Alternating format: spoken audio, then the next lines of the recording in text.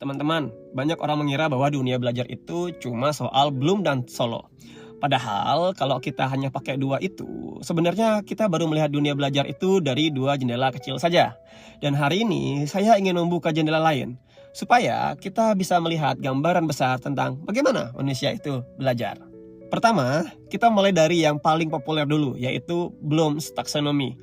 Dalam buku A Taxonomy for Learning, Teaching, and Assessing, Anderson and Cardwell di tahun 2001, Bloom itu dijelaskan sebagai tangga kemampuan berpikir mulai dari mengingat, memahami, menerapkan, sampai menganalisis, mengevaluasi, dan mencipta.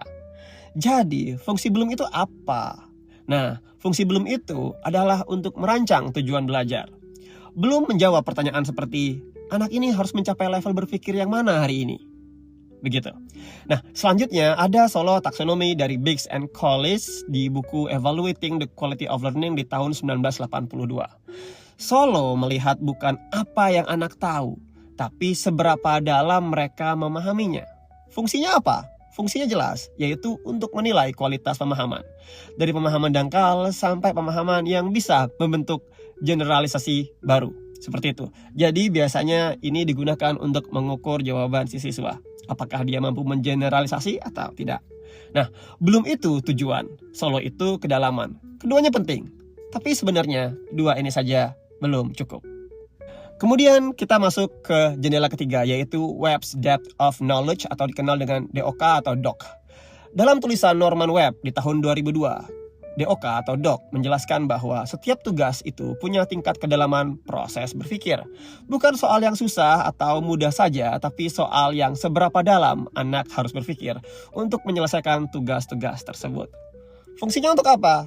Jelas sekali, yaitu untuk mengukur kompleksitas tugas dan aktivitas belajar si anak.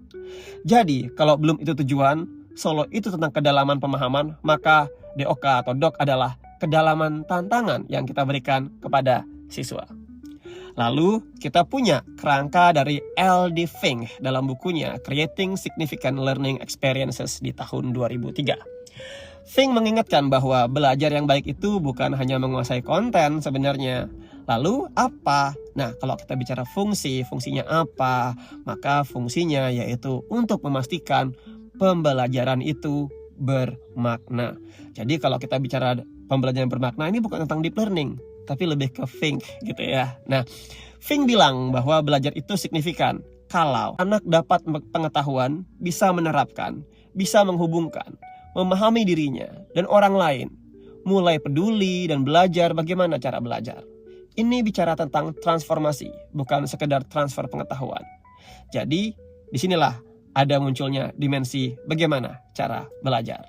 Lalu, jendela terakhir, kita punya Marzano The New Taxonomy dari buku Designing a New Taxonomy of Educational Objective di tahun 2001.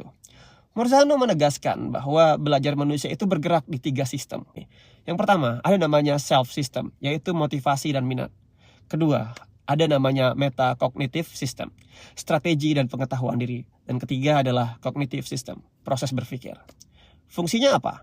Yaitu untuk memahami, belajar secara utuh, mulai dari motivasi, strategi, hingga kognisi. Ini paket lengkap tentang cara manusia belajar. Jadi, ketika seseorang bertanya selain Bloom dan Solo, memangnya ada taksonomi yang lain? Jawabannya ada, dan semua itu penting. Kalau kita simpulkan bahwa Bloom itu merancang tujuan pembelajaran, Solo menilai kedalaman pemahaman, DOK mengukur kompleksitas tugas, dan Fink menciptakan pembelajaran bermakna. Kemudian lengkapi itu dengan Marzano yang mengatakan bahwa memahami proses belajar manusia secara utuh. Kalau kita hanya memakai satu, kita hanya melihat sepotong-sepotong. Tapi kalau kita memakai semuanya, kita melihat pembelajaran dari kacamata yang lebih manusiawi, lebih dalam, dan lebih strategis. Disitulah kualitas pendidikan berubah. Selamat Hari Guru untuk guru-guru Indonesia.